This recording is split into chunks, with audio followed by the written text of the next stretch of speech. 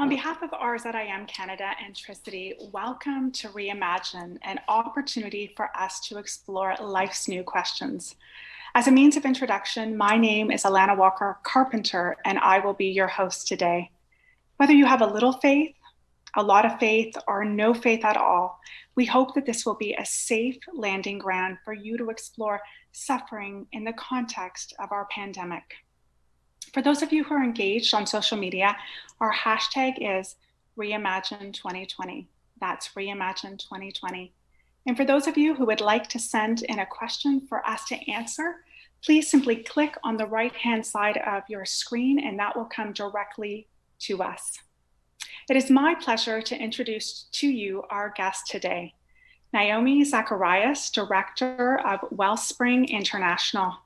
Naomi is a dynamic and passionate author, speaker, director, and mother of four. Welcome, Naomi. Thank you. And Diane Craig, founder and president of Corporate Class. She provides leadership development for some of the Fortune 500 companies. She is frequently sought after by the media for her insights and opinions, and has received numerous awards and accolades, including the Governor General of Canada Service Medal. Welcome, Diane. So friends, we're gonna get started by asking each of you a question, an opening question, and then we will transition to Naomi, who has prepared a thought-provoking talk for us on suffering. And on the conclusion of Naomi's talk, Diane and I will then re-enter into this raw, honest, vulnerable conversation on suffering. So Naomi, the first question today is for you. The Scent of Water, the very book you've written, Grace for a Broken World, is a collection of stories from your travel around the world with the organization you lead, Wellspring. How have these stories and experience shaped your knowledge, passion, and understanding of suffering? Alana, it's so nice to be here. So thanks for the opportunity to speak with you all today. I think when I look back over what brought me to Wellspring, I look back and I realize that I think part of what brought me to this place was actually my own brokenness. A sense of that my life had not turned out the way that I thought it would, even in my 20s, already experiencing some tragedy that I didn't expect to be part of my life, and just feeling very lost. And I really think part of what drew me to Wellspring was that being in the presence of a kind of brokenness felt a little bit like home.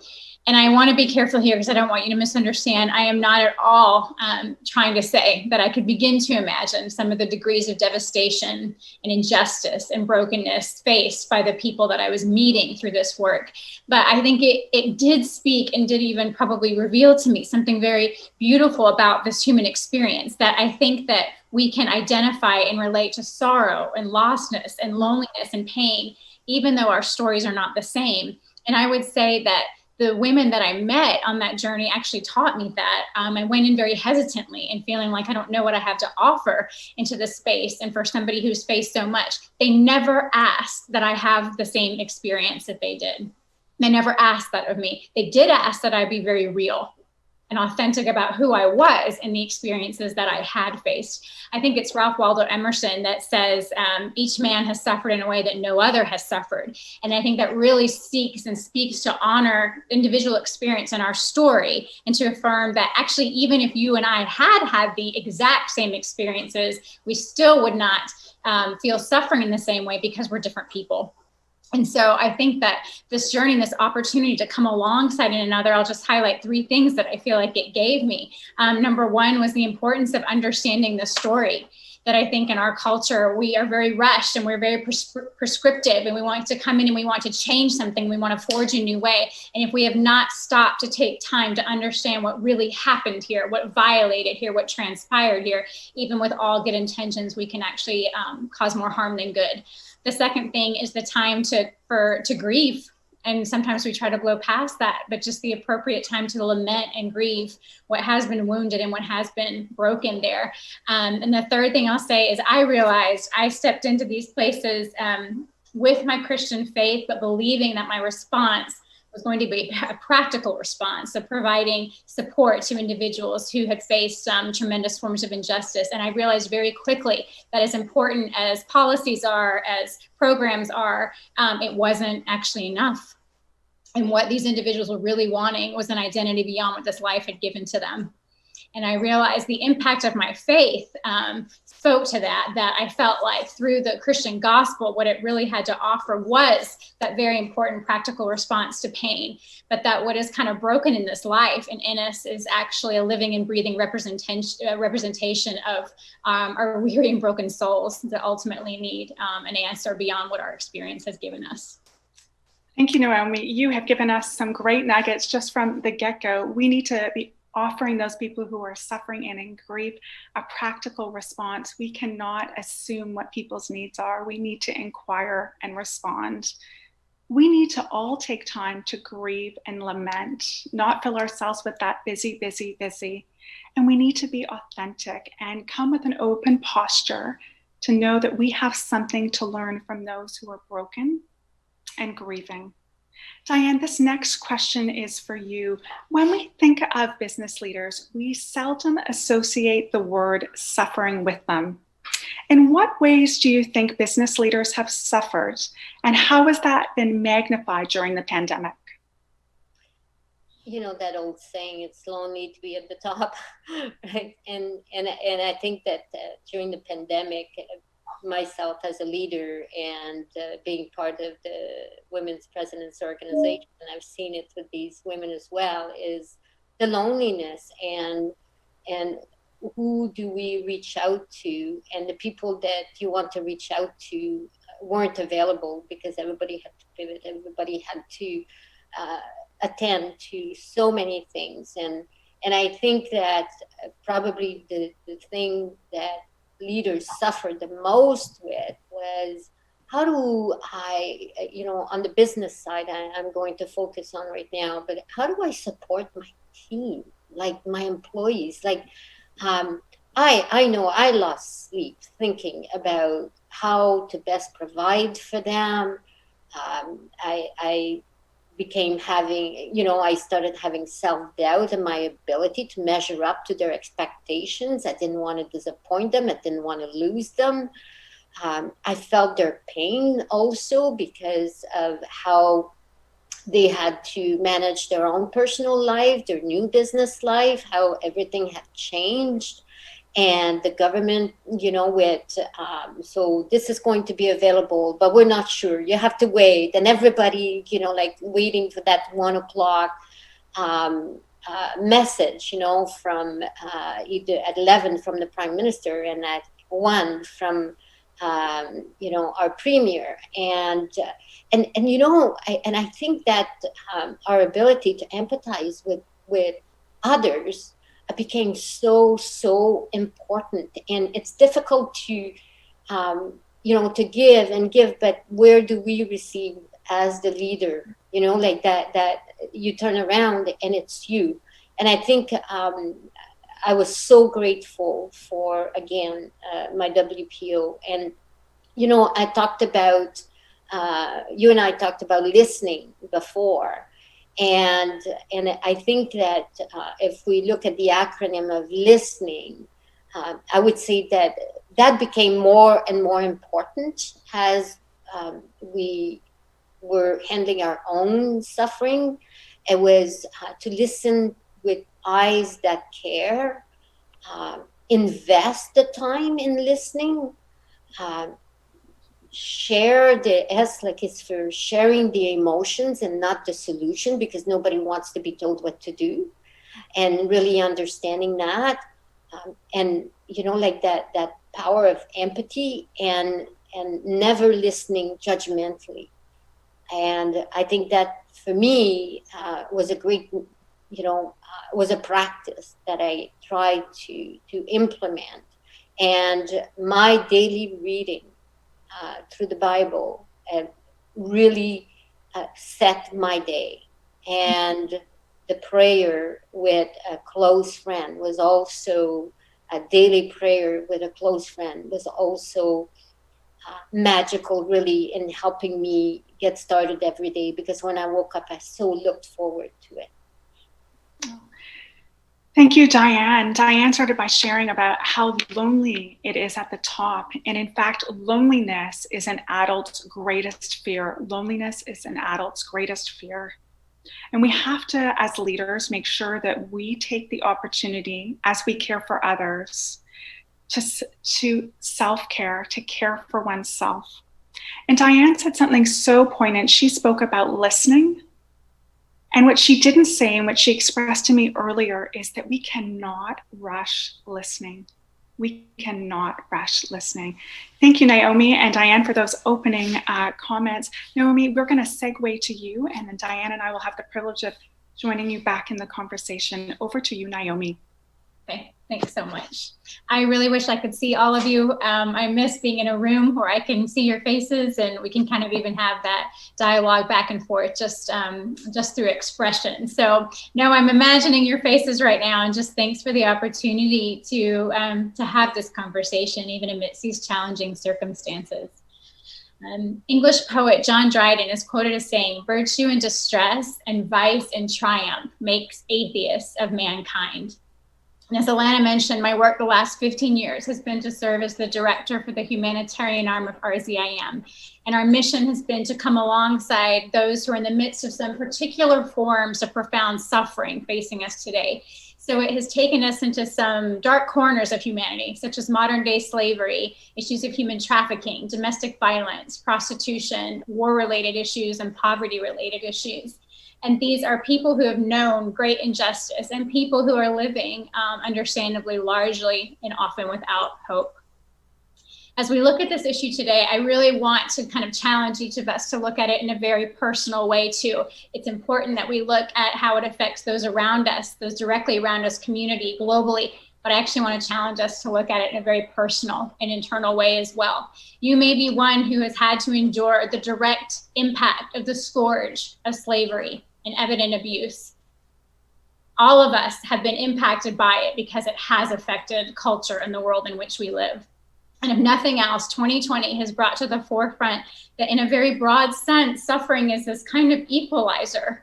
It takes on varied forms and it presents to all people from all backgrounds and in all walks of life. It has reminded us that while there is this distinct and particular devastation of the physical death of loved ones, there are also other forms of loss that I think are almost kind of a living death, a loss of security, support, livelihood, and just a sense of what the future holds. This living death of injustice, of betrayal, and a kind of losing our way that seems to be wreaking a havoc on humanity right now, even on a global scale. And honestly, we're looking around us sort of wondering what's happening to us and what is happening around us. The Netflix series Kaminsky Method has Alan Arkin is the character, and he says this. He says it in a little bit more of a colorful way, but he basically says it hurts being human, and all of the exploring in the world doesn't make that hurt go away, because being human and being hurt are the same thing. And I want to be honest with you that for me, this particular season of life has been the most painful that I have known. And as this day was approaching to be able to talk to you, honestly, like I was just feeling more and more unsure if I was the person that should be the one to be able to speak to you today, because I am struggling to actually hold my own sense of loss and my own suffering today. C.S. Lewis talks about how suffering really is not just this thing, this space. I think we want it to have a beginning and an end, right? And we kind of want to know that somebody's through it. And it's not like that. It's kind of a state of being, I think. Grief is a state of being. He says in nearly all possible ways, because as you know, it isn't a state, but a process. It keeps changing, like a winding road with quite a new landscape at each bend. So in our limited time, I want to try to focus on two thoughts. Number one is what our suffering reveals to us about our worldview. And by that, I mean the way that we see the world around us. So all of us have one, whether we realize it or not. It's the way we filter and interpret that which we see around us. And human suffering is often used as evidence for the absence of a loving God. And it is a reality that has even caused the believer of God to ask why it is that he can seem so apparently inactive in the affairs of people when they are hurting and overwhelmed with the injustice that surrounds them. He was the prophet Jeremiah, who was called the weeping prophet as he watched his people and his country crumbling around him and pled his case before God, saying, why does the way of the wicked prosper? Why do all who are treacherous thrive? Another biblical prophet, Habakkuk, cried out to God, "O Lord, how long shall I cry for help and you will not hear? Or cry to you violence and you will not save? Why do you make me see iniquity and why do you idly look at wrong?" Perhaps one of the most difficult questions for the Christian believer to answer, at least with any kind of sincere satisfaction and closure, is the why of human suffering. But perhaps one of the most difficult questions for the atheist and the agnostic to answer in a meaning-filled way is why it is unjust, what it is that has been violated or lost, and why any of us should try to do anything about it. In the midst of our pain, it can seem that the only sense we could possibly draw from this is to reasonably question God's existence. Or perhaps it is a different kind of question. In my own life, in times of great sorrow, I did not find that I questioned whether or not he existed, but I was not sure what kind of God he was. C.S. Lewis, in his book, A Grief Observed, it's a beautiful journey. And I kind of personally find, I don't feel like we quote from the first half of the book very often. And I think it's because it's so hard, because he's very raw. He says things like, what happens when you come to the throne and you find it empty? But these are taken from his journals. And it's this journey in his own grief as he works through it and kind of comes through another side. Not that the sorrow is gone, but his understanding of what it is that's happened. So he talks about that question of whether, wondering what God exists, or he says even more so, wondering what kind of God he is. He says, the real danger is of coming to believe such dreadful things about him. The conclusion I dread is not, so there's no God at all, but so this is what God's really like. Lewis says, are we just rats in some kind of divine laboratory? Is God a cosmic sadist? He continues on and says, in a way, I liked those thoughts. I'm even aware of a slight reluctance to accept opposite thoughts. All of that stuff about the cosmic sadist was not so much the expression of thought as hatred. I was getting from it the only pleasure a man in anguish can get, the pleasure of hitting back. It was really just telling God what I thought of him. And of course, as in all abusive language, what I thought didn't mean that what I thought was true. Only what I thought would offend him and his worshipers most. That sort of thing is never said without some pleasure. It gets it off your chest, he says. You feel better for a moment. But if we are all simply time plus matter plus chance, it's not only that there isn't really any possible way to define injustice or to say that suffering is good or bad, there isn't even logical room for the question. If nothing and no one has inerrant value, if there is no higher moral law by which we can define right or wrong, we cannot even say that anyone has truly been violated or that anyone or anything has truly been lost. My father used to quote G.K. Chesterton, who said, when belief in God becomes difficult, the tendency is to turn away from him, but in heaven's name, to what? A worldview that believes in the absence of God cannot answer the question of suffering, and it cannot even justify the question. A worldview that does not believe in the morality of God will struggle to speak of sorrow and injustice, because by what measure has something been violated? When I try to advocate for the freedom of a man and woman who is enslaved in human trafficking, who is to say if my view of him or her is right, or if the trafficker's view of them is right? Without the presence of a divine moral law, we cannot even define right to be able to say what has been wronged. And I think this is so much of our struggle today. Perhaps our greater struggle is not in recognizing and defining what is wrong, but we do not know how to inerrantly define what is right. And without this, we are always reacting to what is wrong instead of projecting what is right. So until we have that definitive source, until we have that standard, we resemble, to me, I'm one of those players in an arcade, that game, I think it's called whack-a-mole, where they're popping up and you're just trying to hitting them. And as soon as you get one, another form pops up. But the playground is global and we are human beings. And the opponent is countless forms of evil that we keep trying to somehow obliterate. Life's essential purpose intrinsic value for each individual, meaning, destiny, what is sacred and what can be desacralized are all fundamental questions of this life. And in the midst of suffering, we actually find affirmations for each one of these things, an understanding for what has been lost and why I hurt so much. I lost my father to cancer about this year.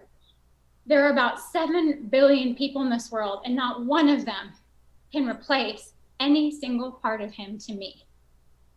Why is that? Apart from his essence and a unique identity, apart from his irreplaceable intrinsic value to me, apart from my capacity to love and therefore my capacity to profoundly hurt, you cannot explain this to me. I don't want an academic essay about atoms. I want to know why this hurt so much. I want to know why 5 months later, my little girl still cries herself to sleep because she misses him. I want to know why when my young son says to me, I cannot be me without him, he's right. I want to know why it is that while we are still in the land of the living, we will no longer be the same people that we were. We are forever changed because we are learning to live without this person who influenced our lives so much, who loved us so well. Our experience of loss and violation affirms essential worth. An understanding of right and what ought not to be affirms a moral code and a higher moral being that is the origin of an objective morality. And so may I suggest to you that the suffering in this life cannot be understood by turning away from God, but only by turning toward him. Secondly, in the midst of this suffering, where do you and I find our hope for the future?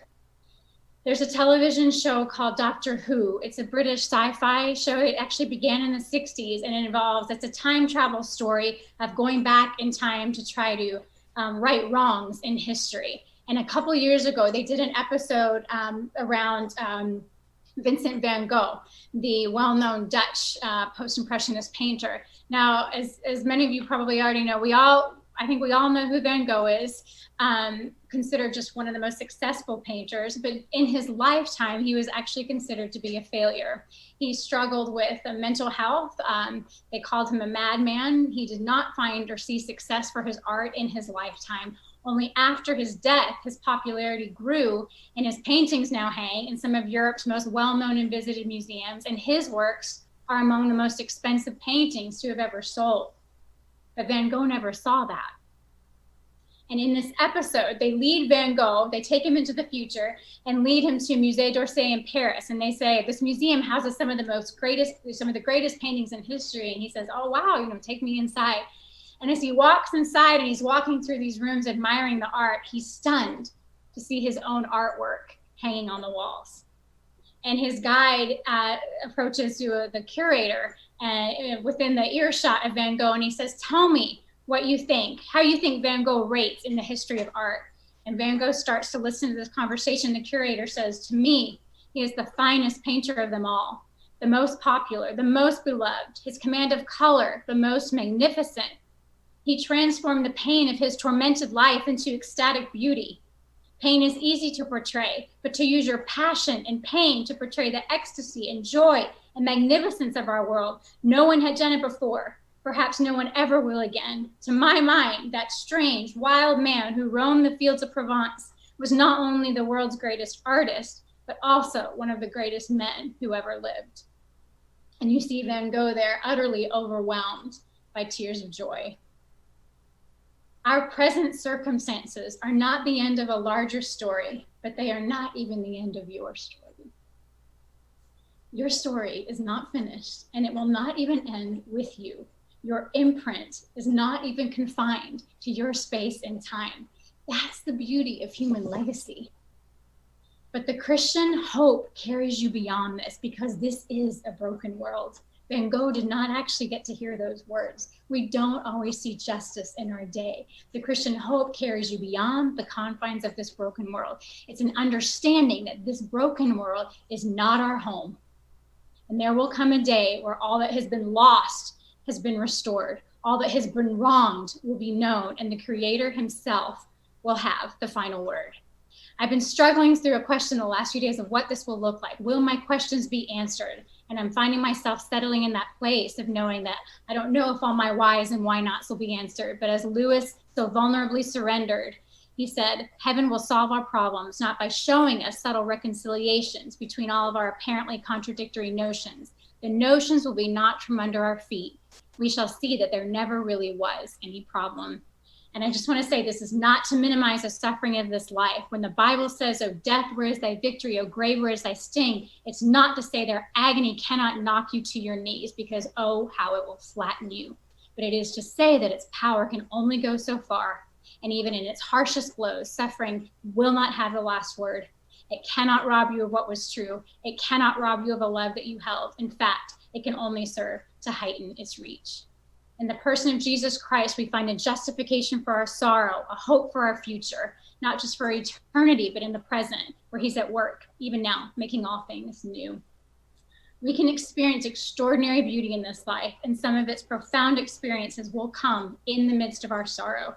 The beauty of being comforted and giving comfort, the opportunity to push past a kind of superficial beauty and recognize the extraordinary forms of courage, perseverance, and life multiplied, as Diane's story is a testimony to, in truth, and in often the times that this brutal but stunning experience of what it means to be human. So poet undertaker Thomas Lynch gives us this beautiful advice. There's no easy way to do this. To do it right, weep, laugh, watch, pray, love, live, give thanks and praise, comfort, mend, honor, and remember. And I want to leave you with these final words from the poem of Ugo Bossi's Sermon on the Hospital. Measure thy life by loss instead of gain, not by the wine drunk, but the wine poured forth. For love's strength standeth in love's sacrifice, and whoso suffers most hath most to give. May you and I put one foot in front of the other today, allowing for the possibility that perhaps the very place of our wounds is not a silencing of our souls, but rather reality that calls forth the artist in all of us to paint. Oh, Naomi, thank you. You started off by saying it hurts being human. It truly does hurt to be human. And I can't think of anybody more well poised to speak into the topic of suffering, loss, and grief, but you in the midst of your own suffering. And I thank you for your courage and your bravery, for how you've showed up today, for how eloquent you've expressed yourself. 2020, I do believe, has been an equalizer in many ways to suffering. And we have the joy of having Diane pop into that conversation now. So Diane, you have lived both a tragic and a charmed life. Describe to us the in-between moments that have defined your life through this lens. First of all, I want to say, Naomi, I am beyond touched. Your words spoke so loudly to me, and I feel your pain being so raw. I certainly understand the process of grieving. And, you know, when I talked about the tragic life, it's about, you know, at the age of 38, I was married, 2 beautiful children, you know, the millionaire's family, a boy, a girl. It was so perfect. And I remember going to bed saying, we are so lucky. We have this beautiful home, and it was so perfect, and as perfect as it gets. And my husband was diagnosed with cancer at the age of 44 and was taken rapidly. Within 3 months, he was gone. And I had to look after, you know, my son at the time was 12 years old, my daughter 7, and, you know, the pain is so surreal. It's a time of your life where it is so surreal.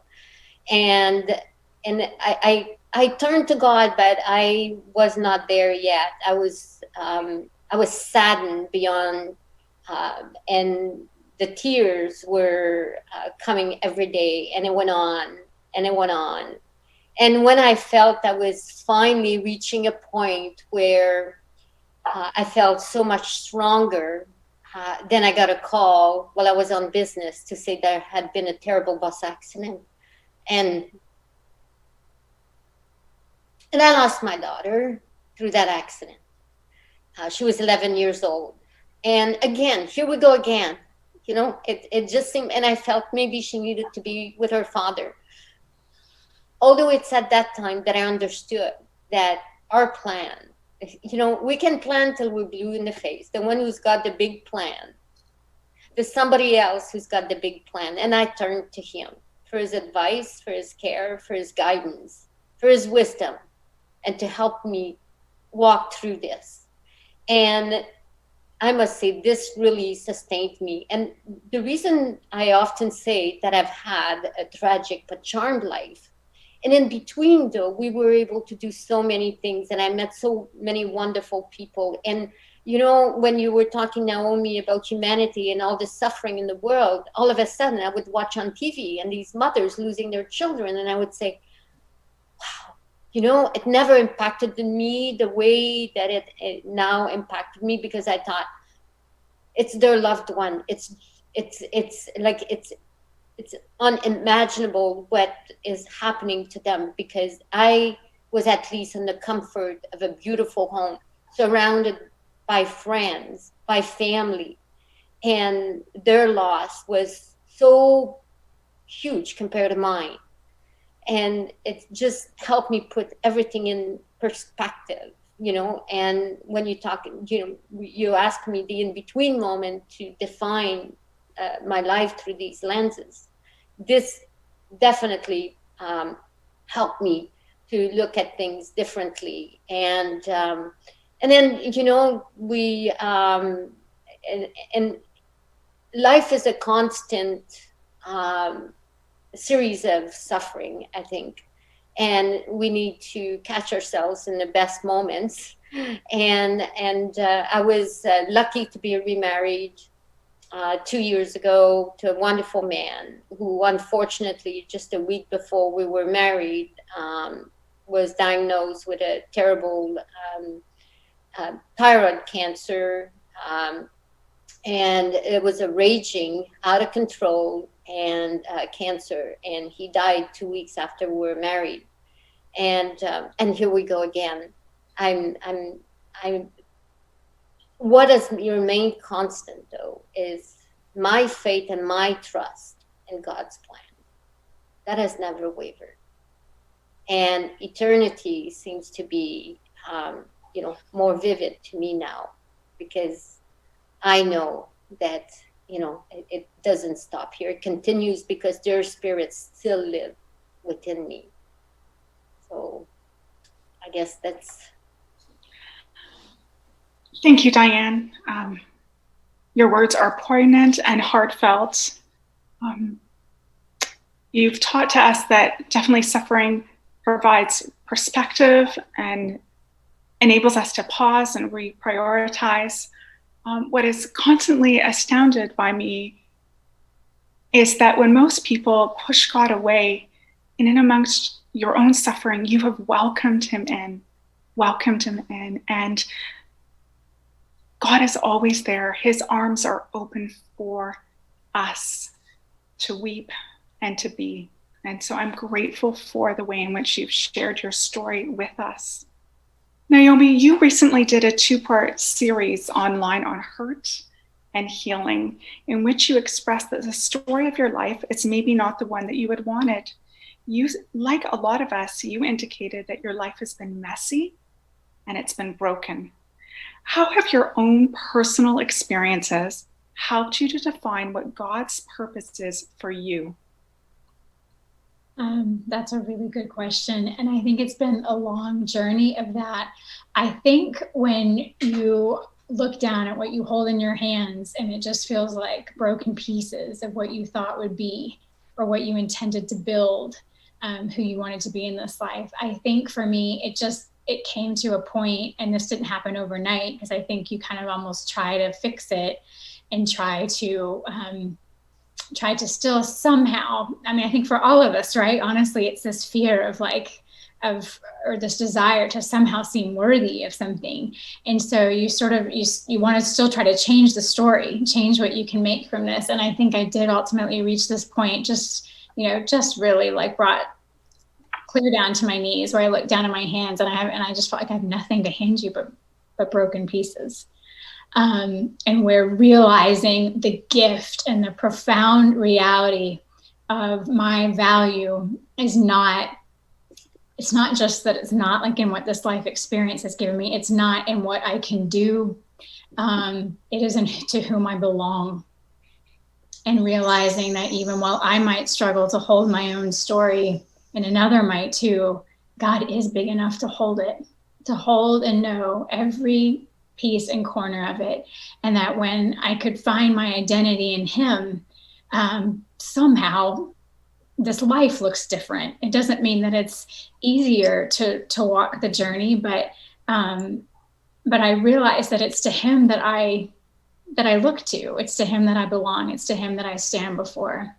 And the other people around me may or may not know pieces of that, but that intrinsic value and that essence given by him. And I think even the work for Wellspring, that it forced me to this place of, if I say this is true for somebody else and I believe it, and I do, but if I believe it to be true for them, then it must be true for me as well. And how much harder that is to accept for yourself than for someone else, right? But when you can, it is freeing, and it is no longer about kind of a rap sheet type thing, as much as in whose image I was created, in the way that he sees me. Thank you, Naomi. So our value is not in what we do, it's in who we belong, and who we belong. Diane, when we think of stewardship, we often think about stewardship from the perspective of resources. But there can be a stewardship in our own personal suffering. We saw it on the cross, and I have witnessed it firsthand as you being the giver of life. Share with us how you've been able to help others through your tragedy and a lasting impact. Yes. So when my daughter was pronounced brain dead, I was approached by the doctor and asked if we consider organ and tissue donation. And without, very quickly, both my son and I said, we believe it's the only right thing to do. And so through her gift of life, the lives of 6 people were in hands. And there was a woman who received her heart and lungs. There were 2 teenagers who each got a kidney, a little baby. The mother had already arranged a funeral, an 8-month-old, and received the liver, and someone else got a pancreas. So I ended up meeting the person who received the heart and lungs of my daughter. I was reluctant, and the only reason this person found out who we were, it's because a lung and heart transplant double is rare. It's not as frequent as perhaps a kidney. And she read an article in the Chatelaine magazine, reached out, and I did meet her, and she turned out to be a beautiful Christian, to my surprise, lovely surprise. And she did have an extra 16 years of life. So I think this was one of the ways that I'm not sure it's me who was the giver as much as it was my daughter. Thank you, Diane. So a giver of life by donating her daughter's organs. And the other thing that Diane has done so freely is just entering into other people's pain and suffering by sharing her story and lending her listening ears. Naomi, last fall, I had the privilege of attending the opening of Beautiful, your collaborative exhibit, and witnessing this remarkable beauty in the face of suffering. The suffering of these women was immense, yet their joy was profound. Is it possible to have joy within our suffering? Yeah, so I'll back up and then kind of work my way forward there. So these are women who had been victims of burning. So some of them were from domestic violence, some were suicide attempts, some were household accidents. And the first time I visited that place there in Southeast Asia, I was actually struck by the profound beauty of each one of these women. And as this idea for a photography book to bear witness to this beauty, and essentially that idea of how suffering, it is not to minimize the horrors and atrocity of suffering, but only to show just that idea that suffering, even in its harshest blows, cannot actually snuff out beauty and intrinsic value. In fact, it somehow serves to raise that up for all of us to see. And one of the painters for that exhibit, actually, he painted each one of the women with a gold leaf first and then painted over it. And in those brush strokes, as he painted over, the shimmers of that gold leaf would shine through the places of scarring and just the symbolism of that. When my daughter saw the exhibit, she was probably, I guess, 5 at the time. And I said, did you see anything beautiful in here? She said, all of these women are so beautiful. And there was one woman with lips who'd been burned who tended to cover them up. And she said she shouldn't cover them up. She should let everyone see them. And when I took her to India, she met that lady and said to her, you have the most beautiful lips I've ever seen. I don't think you should ever cover them up. And the woman just smiled and lowered her hand. Can you have joy in suffering? Yes, I think that you can. And I think it's actually perhaps even, I would word it more strongly, it's not just in spite of suffering, it's through it. And in spite of almost implies kind of somehow you work around it. But I think that there can be a deep joy that comes through it. And from some of what I said, that the reality is when we look at suffering and when we begin to articulate or understand why it is that we hurt or what was lost, it serves to bring forth that beauty. So that beauty of that life, what it meant to us. I think Diane's story is extraordinary. It is life that her daughter gave. And I'm listening to this as a mother thinking how proud she must be as a mom for what her daughter gave to so many, but also that as a mother, like she gave that gift because that choice was with her. That choice rested with her and she chose to do that. And out of that suffering, I think then we can experience what is a true joy. I don't think joy is like a superficial giddiness. It is a deep understanding that even through it all, my stronghold rests in something else. And these things that I love cannot be taken from me, but they actually serve to guide me in my way forward.